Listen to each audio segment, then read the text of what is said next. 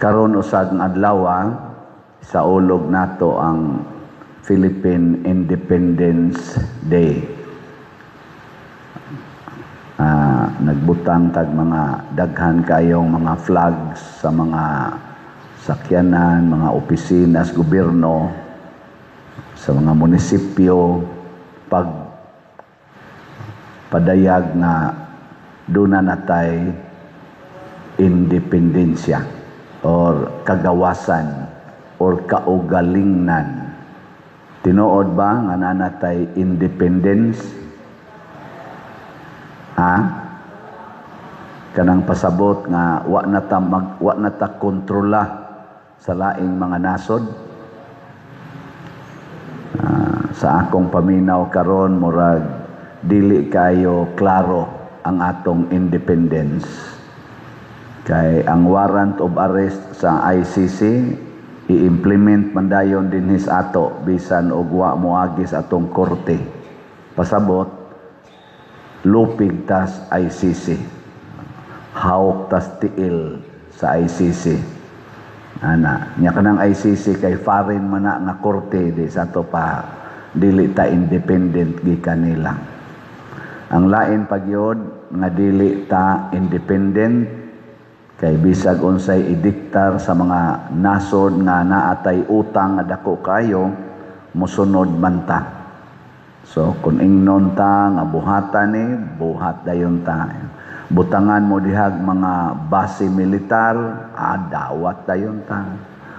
Itudlo ipaghuta nga kani awayan ni away sa dayon ta. Murag wa tay independence, no? Nana.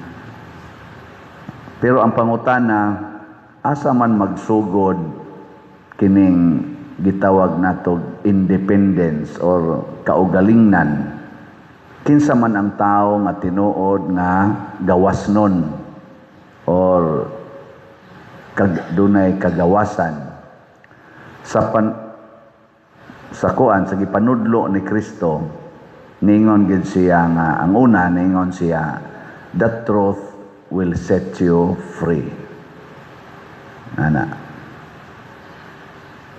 The truth will set you free. Nga ikaduha, ningon sad si Kristo nga ang gugma makawagtang sa tanan nga mga sala. Unsa man ang sala? Bakak. Nga ang gugma mao'y makawagtang sa tanang sala. Ilingay mong tupad na nahigugma ka nako. Pangutan ba? Nga nahigugma ka nako. Nahigugma mo anang inyong tupad. So in relation anang imong tupad, wa na kay sala. Og di sa jud ka magpakasala. Kay di man ka mamakak basta nahigugma ka. Kinsa ninyo ang wa gyud ka pamakak sugod atong January 1 hangtod karon ta sa kamot. Nang wa gyud mamakak.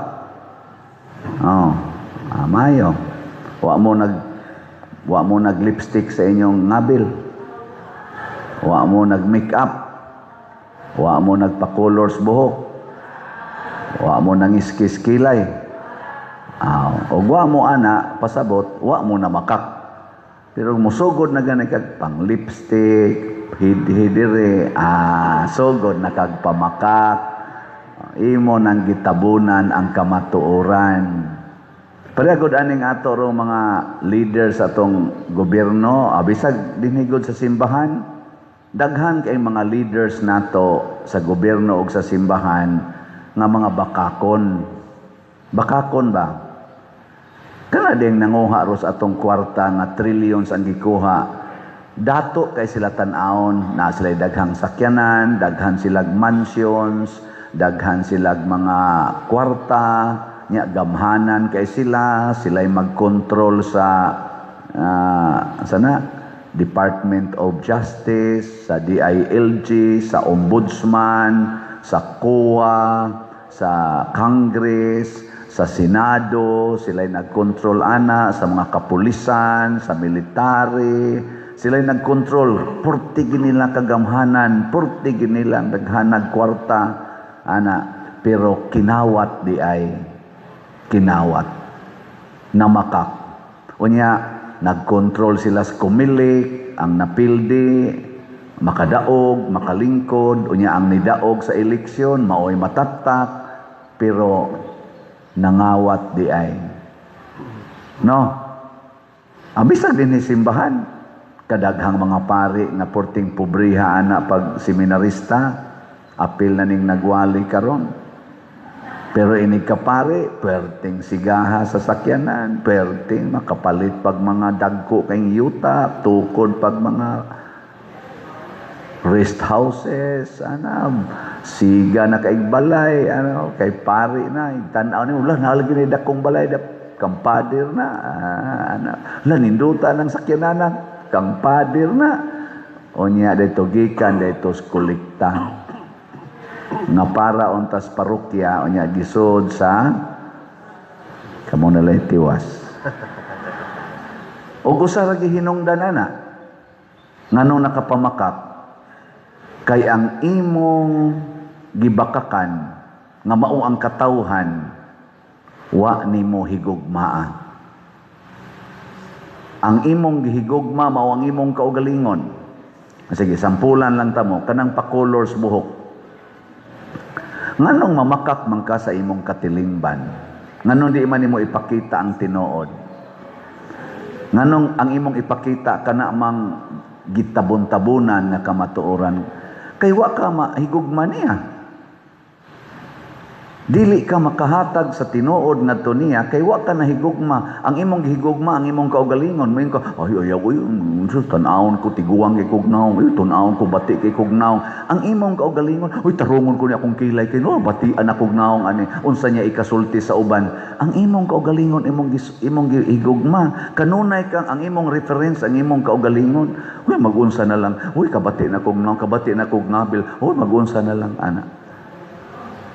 Kaugalingon, mausa na ang atong mga nangawat karos gobyerno, moingon sa na sila, unsaon na lang og dili na ko kadaog sa eleksyon, hala kauaw, ay kinahanglan mamundo ko, ana. Nya kanisang mga tao sad nga moelek nga mosugot rasad, mosunod rasad, kag taga-tagaag kwarta panahos eleksyon, nya sundon dayon kay tungod maoy powerful. Moingon sa na, wa sa na sila mahigugmas nasod. Kanang nidawat ang mga malita-malitang kwarta, unya tapinan ang kamatuoran, ni ay nag-investigate, kinahanglan yung paphaon, aron dili mo padayon ang investigasyon, ni ay naghingan og mga tao nga maogi naghatag og kanang lead unta padung sa mastermind sa kawat nga trilyon sa atong nasod, paningkamutan gyud nga daoton, tagaag kaso, ipapriso, ang uban pa ipapatay pa. Tungod kay imong tapinan ang kamatuoran, nga naman, mag-unsa na lang mapriso ko, hala mapatay ko, hala kauaw, kaugalingon ang gitanaw. Mausad na kaming mga pari, hala kauaw, pari ko niya, wa ko'y kwarta, magunsa na lang ko, i-retire na ko. Hala, magunsa na lang ko, ugwa na mo, tabang na ko. Unyag dili na ko, magpari. Hala, unsay akong gamiton. May na mamundo ko daan karon kay sus, para ni sa akong future. Ana, ang kaugalingon mo'y gitanaw. Munang kawatan tika, kuhaon ko ng imo untang share sa atong bahandi sa nasod or sa simbahan. Kuhaon ko na, kay magunsa lang niya ko because I love myself. Ang gugmang Diyos noon, mga igsoon, mao ang pagsunod sa tanang sugo sa Ginoo. Mao na diri sa unang pagbasa, gipahinumduman diri ni Moises nga gipili kamo sa Ginoo o gimahal niya dili tungod kay mas daghan kamo sa ubang katawhan, gani kamo mo ilabing jutay. Unya, unsa may buhato nato kinahanglan matod pa niya dire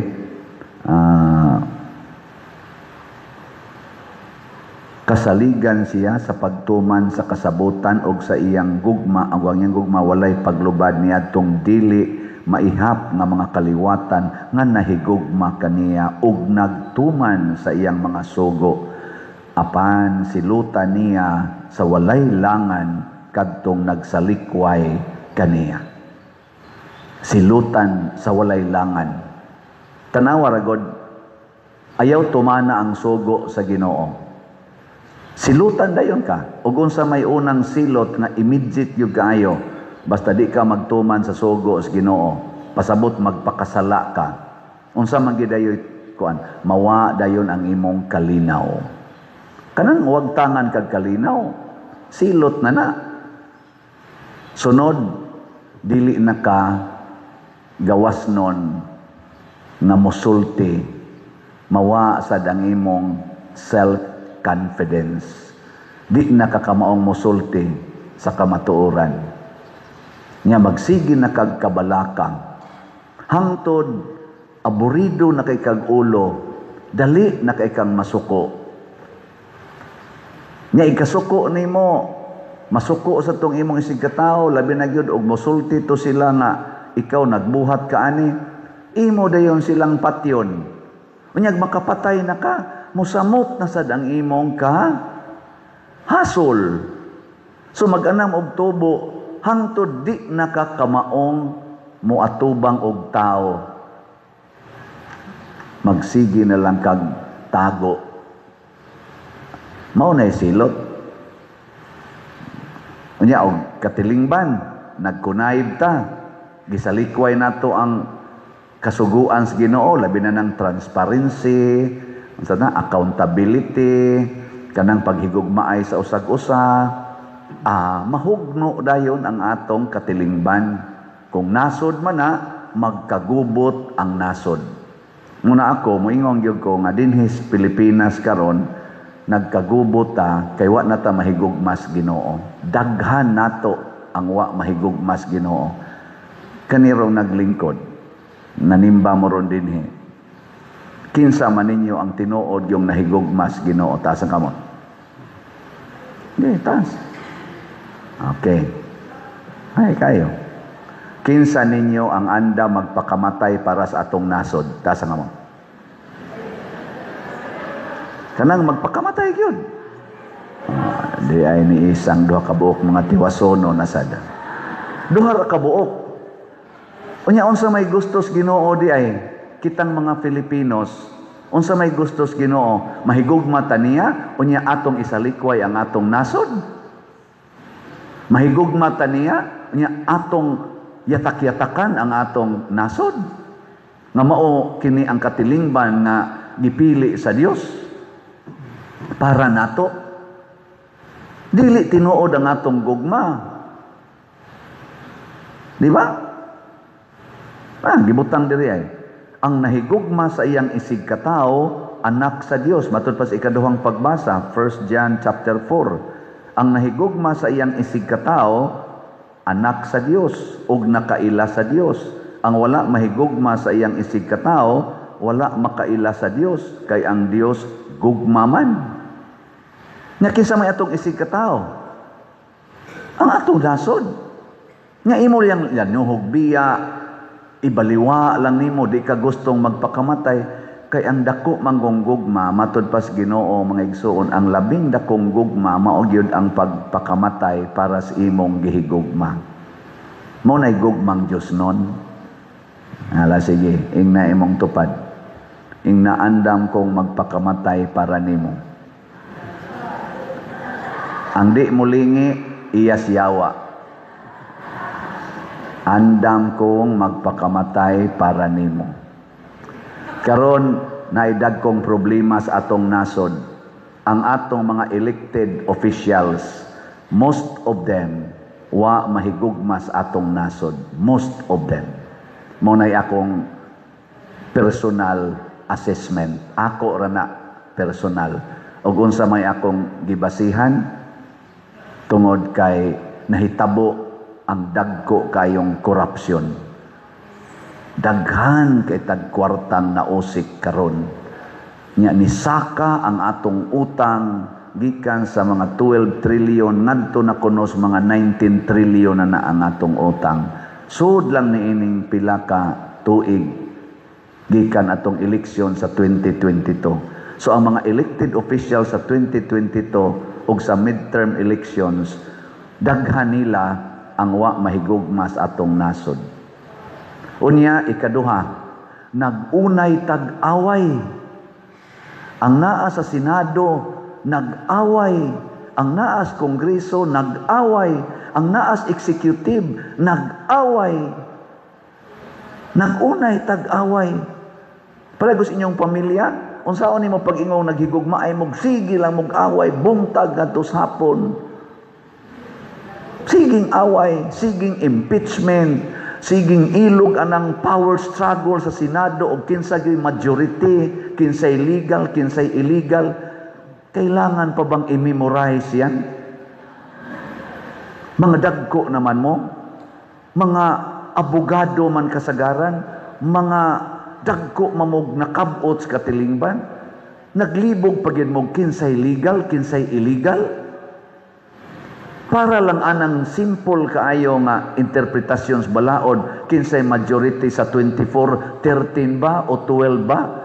Lalisan pag na, to the point nga mag-walk out gyud, to the point nga mag-boycott gyud, to the point nga i-lockdown gyud ang Senado. Nya magsigingon, wa mo'y nahimo, way nahimo. Kana ro ang ilang gibuhat, unsa may nahimo nila. Nagasigi naman lang sila away. Nya gasigi tag sweldo nila, siging sweldo gikan sa ato mga taxes kitang nanimba karon. Wa mahigugma sa atong nasod. Kay dili sila anda mo antos para sa atong nasod.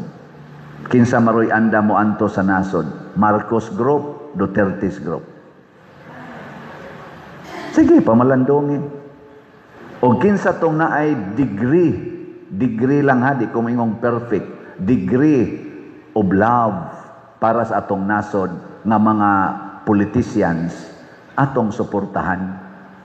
Pero kadtong tan-aw nato wa gigugma sa atong nasod, ang gihigugma ilang kaugalingon, ang gipadato ang ilang kaugalingon, adi nata mo suporta. Ug usa sa timaan sa wa mahigugma sa atong nasod, kana gyud mga taong kusog kay manghatag og kwarta panahos eleksyon, kusog kay mobutang sa ilang mga naong ana mga project diha, butangan ginas ilang naong og sa ilangan, og kanang kusog kayo manglutos sa ilang kaatbang sa politika. Naa gani nang kaning tulo para nako wa nay gugma nya sa ilang pagkaway gugmas ilang isig katao, wa sa na sila gugmas Ginoo ug wa sa naigugmas atong nasod, muguba na sa atong nasod. Ang pangutana, kitang mga pumipili na higugma bata sa atong nasod. Usbo nako, taas ang kamot, kinsay gustong magpakamatay para sa atong nasod. Taas ang kamot. Honest. Sige. Nanglitan kamong ni isas kamot, naaroy mo offer ninyo nga tagaan mo og visa, residence visa o working visa ngadto sa Amerika, saman mobalhin mo dili. Maayo kayo. Kung papilion karon unsay imo 1,000 pesos o 1 million pesos, hay imong pilion.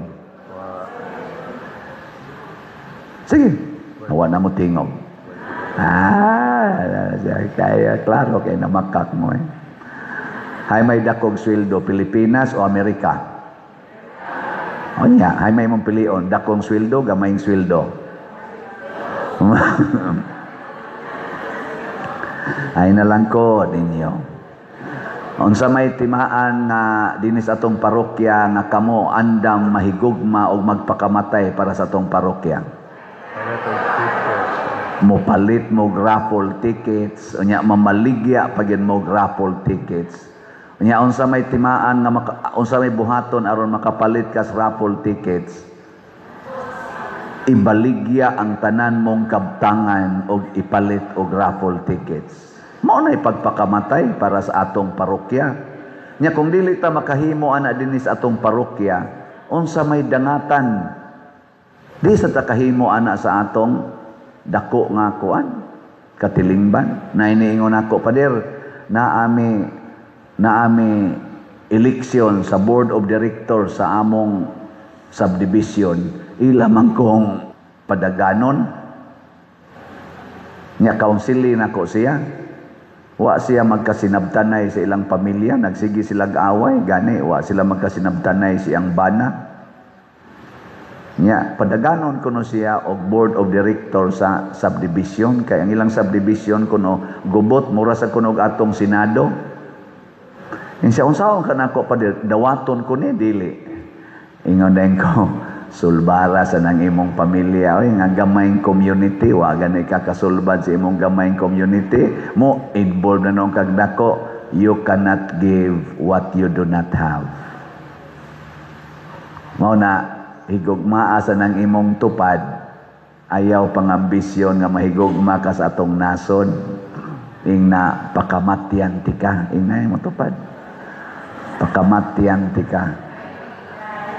Onya, higugma sa kaning atong parokya aron makaingon tang nahigugma ta sa atong nasod, hot doon ta nigpalit atong raffle tickets, nagkinahanglan ta og 200,000 ka tickets unta ang atong mabaligya og mahalin, pero sa pagkakaron naapas 23,566 ang atong halin. Pila pay kuwang naapatay kuwang nga mga 172,000 ka tickets.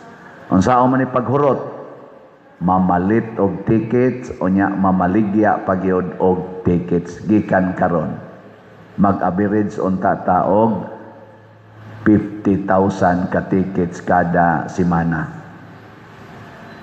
No. Oh, kaya dili. Nawa di ba nangaloya niya? Ada.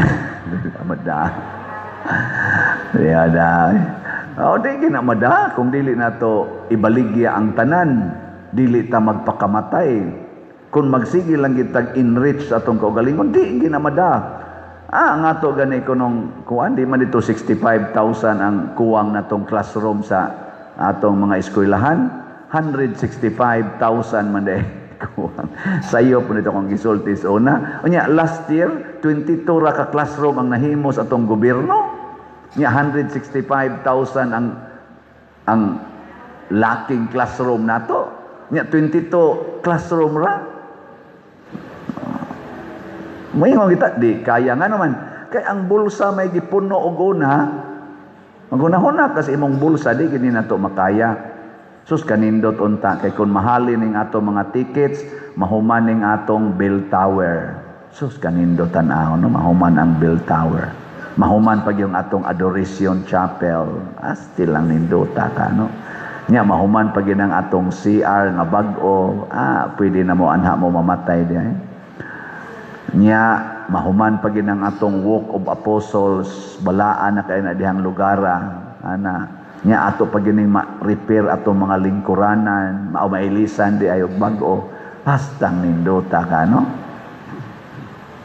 Usaragi pangutana, nahigugma ba mo sa atong parokya? Labi na gyud mo mga online parishioners. Daghan ba nilang nahigugma sa atong parokya? Mao nang 80% sa atong nadawat dinhing mga donations gikan sa atong online parishioners, dili territorial parishioners. So atong pakpakan silang tanan. Nang kumbati yun, ha? Niya, kining 12 ka mga saad sa balaang kasing-kasing ni Jesus, mahitabo gini nato. Kay matod pa diri sa atong unang pagbasa, ang Dios gugma ug ang nagkinabuhi subay sa gugma anaa sa Dios ug ang Dios anaa kaniya. Ug mao ni siya ang giingon ni Jesus diri sa atong ebanghelyo, O Amahan, Ginoo sa langit ug sa yuta, nagpasalamat ako kay gipadayag mo man ngadto sa mga walay kahibalo ang imong gililong sa mga maalamon ug mga makinaadmanon. Unsa may di mahibaw-an sa mga makinaadmanon ug maalamon sama ng ato diha ro mga elected ug appointed officials ug sama sa namong mga pari usahay.